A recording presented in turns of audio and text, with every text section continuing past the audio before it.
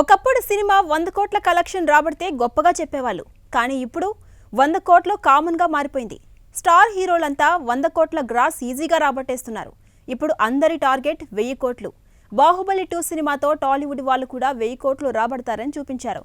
రాజమౌళి ప్రభాస్ కాంబోలో వచ్చిన బాహుబలి పెద్ద హిట్ అవడం, క్లైమాక్స్లో పార్ట్ 2లో ఏం చూపిస్తారు అనే ఓ ఆసక్తి కల్పించడం, బాహుబలి 2ని భారీగా రిలీజ్ చేయడంతో ఈ సినిమా ఈజీగా 1000 కోట్ల పైన సాధించింది. ఆ తర్వాత బాలీవుడ్లో పలు సినిమాలు 1000 కోట్లు సాధించినా టాలీవుడ్లో మళ్లీ 1000 కోట్ల సినిమా రాజమౌళి ద్వారానే వచ్చింది.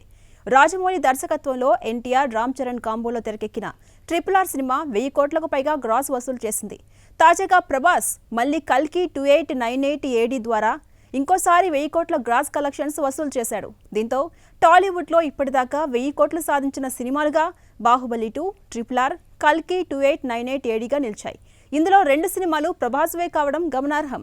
RRR సినిమా రికార్డు మాత్రం ఎన్టీఆర్, రామ్ చరణ్ ఇద్దరు కలిసి సాధించిన ఇద్దరి ఖాతాలో వేసేసుకున్నాడు. మరి టాలీవుడ్లో తర్వాత 1000 కోట్లు కొట్టే సినిమా ఏది?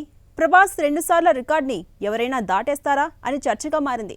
ప్రభాస్ నెక్స్ట్ సినిమాల్లో కూడా కల్కి పార్ట్ 2కి, స్పిరిట్ సినిమాలకు 1000 కోట్లు సాధించే ఛాన్స్ ఉంది. అయితే రాబోయే సినిమాలు దేవర, గేమ్ చేంజర్, పుష్ప 2 సినిమాల్లో ఏదైనా 1000 కోట్లు సాధిస్తుందేమో, లేక మహేష్ బాబు రాజమౌళి సినిమా మాత్రం 1000 కోట్లు ఖచ్చితంగా సాధిస్తుంది అని అభిమానులు ఆసక్తిగా ఎదురుచూస్తున్నారు.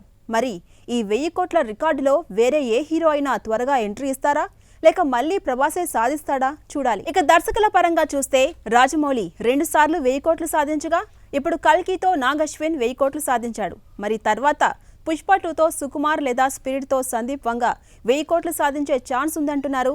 లేదా మళ్లీ రాజమౌళి మహేష్ బాబు సినిమాతో నాగ్ అశ్విన్ కల్కి పార్ట్ 2తో సాధిస్తారా చూడాలి.